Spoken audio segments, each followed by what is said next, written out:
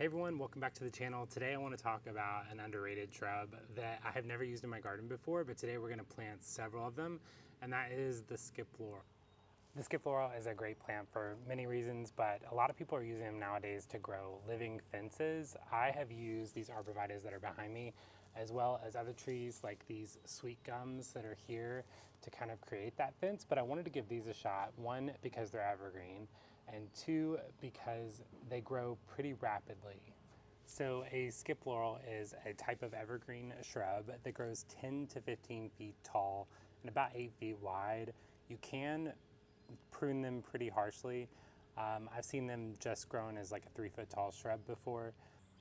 The reason that I wanted to use these skip laurels to create my living fence was because they provide such beautiful winter interest. The leaves are a dark glossy texture, which I don't have anywhere else in my garden. We are in my backyard right now, located near the pool, and I don't have anything evergreen located in my gardening side of the backyard. I will show it to you later as we're doing our planting. But I wanted these because they're so different from what I already have, and I wanted to give them a shot. Everyone says that they're amazing. Like I said, they get huge. I feel like they'll take up a lot of space. They are fast growing.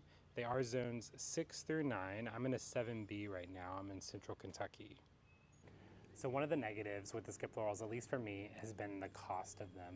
I'm used to things like arborvitaes that I can get for about $40 to $60, and they look great, instant impact.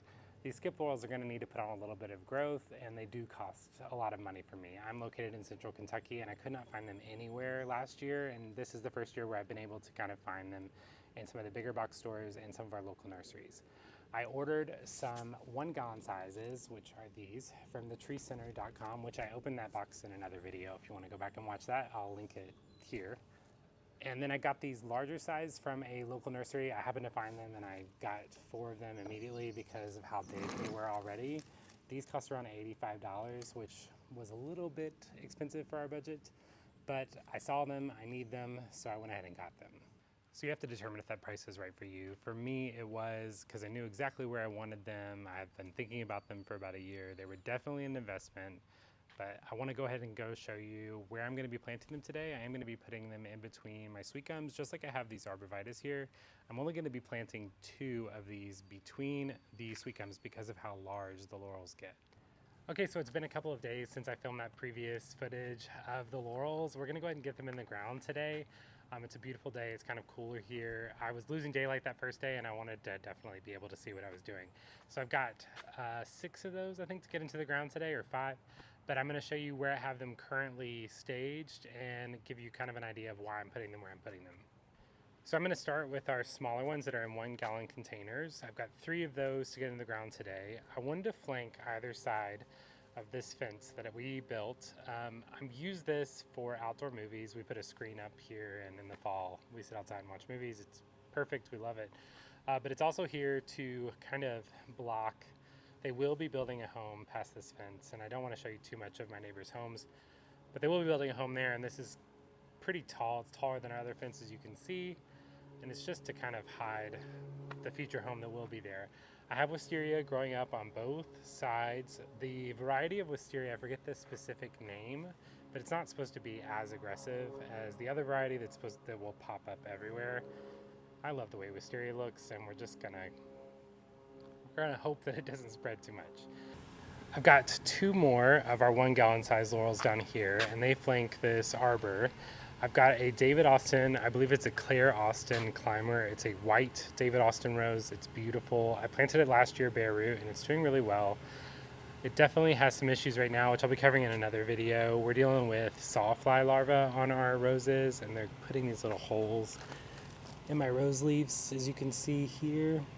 But we're going to take care of that in another video, and I'll bring you along.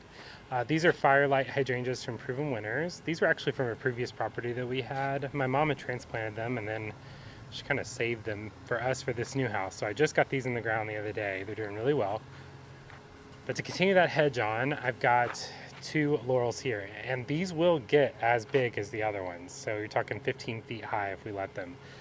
But I'm going to be trimming these to probably stay around 4 feet. And kind of get them into a box shape here. We do plan on putting some arborvitaes, I think like 2 or 3 in this little area. Behind it is a red smoke bush. This is kind of where I did that zinnia project last year, but I think these two will look really great here. I've got the 2 flanking the arbor, and then as I pull around this fence, then it'll be 2 flanking the fence. I have a spot to plant something back here, but I haven't figured out exactly what I want yet. I'm gonna try and move the camera around without making everyone nauseous. We walk through the arbor, and this is where you'll see I have 4 large skip laurels to get into the ground. These are my sweet gums. Those went in last year, so I'm gonna be putting in the laurels here, and hopefully they're gonna take up a lot of space. I've got them spaced out here. I did about 3 feet from the trees, but I'm gonna move them about 10 more inches into the like split between the sweet gums. So there's those 2, and if you walk around this way, there are these 2. So I think that I want to do a limelight hydrangea or something in this corner that blooms, but I've got these 2 here, and it's like if there was a sweet gum here, these 2 would fill in that space. So they're in the center here. So we've got those all set up. I am headed to the garage now to get our supplies to plant. We're going to be using a biotone starter fertilizer on these, just like I use with everything that I plant, and I'll be using the auger to get them in the ground. But here we go.